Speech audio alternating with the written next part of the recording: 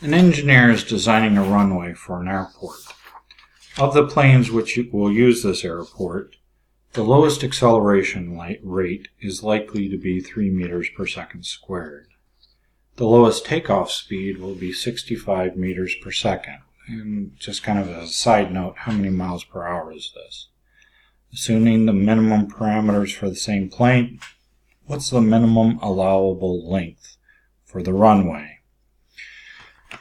Now, we've seen a problem like this before, but we're going to look at it just a little bit differently. And so basically, we have a plane here, and it tells us that it can accelerate in the x at 3 meters per second squared. But when the plane goes to take off, the velocity final needs to be 65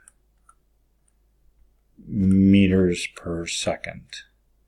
But we also know that the velocity initial of the plane equals 0 meters per second. So the question is, what's the distance? So velocity initial equals 0 meters per second. Velocity final equals 65 meters per second. And acceleration in the x is 3 meters per second. The distance is, what's the unknown in meters? And so I'm going to pick the equation that goes velocity final squared minus velocity initial squared equals 2 times acceleration times displacement. So velocity final squared is 65, and I'm going to square it, plus 0 squared, because that's the velocity initial, and all of that equals 2 times the acceleration, which in this case is 3, times the displacement, which we don't know. So I'm going to keep that as a variable.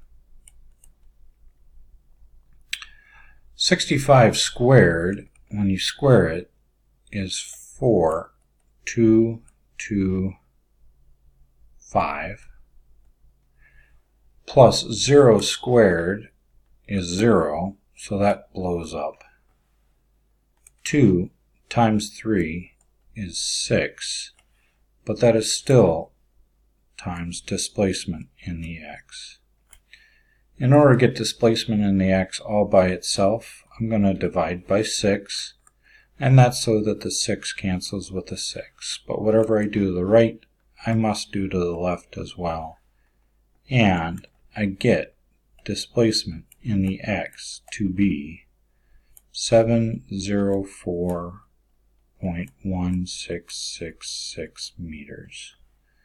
And if I go back and take a look, this is 2 sig figs. But this only has 1 sig fig.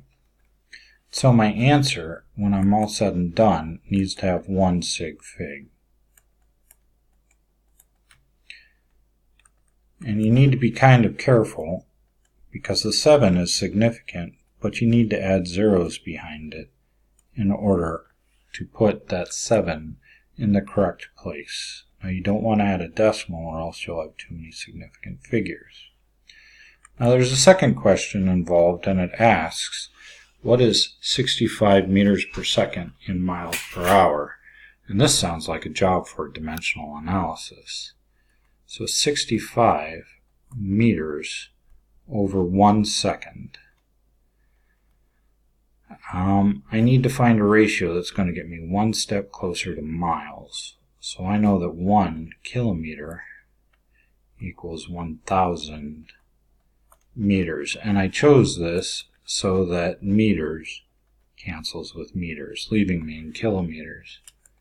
Now I can turn it into miles, because I know that 1 mile is 1.61 kilometer. And I chose that so that kilometers cancels with kilometers.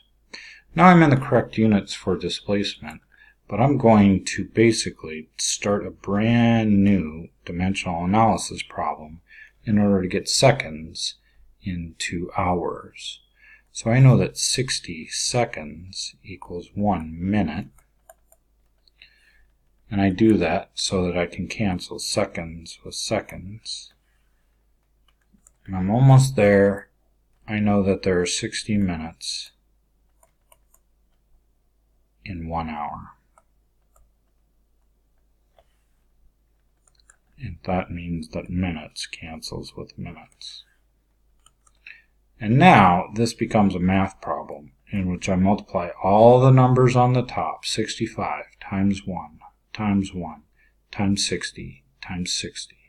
And when I do that math, I get 234,000 divided by 1 times 1,000 times 1.61 times 1 times 1. And I get the number 1610. If you do the math, you will find that you get 145.3416, or, according to significant figures, 140 or 150 miles per hour.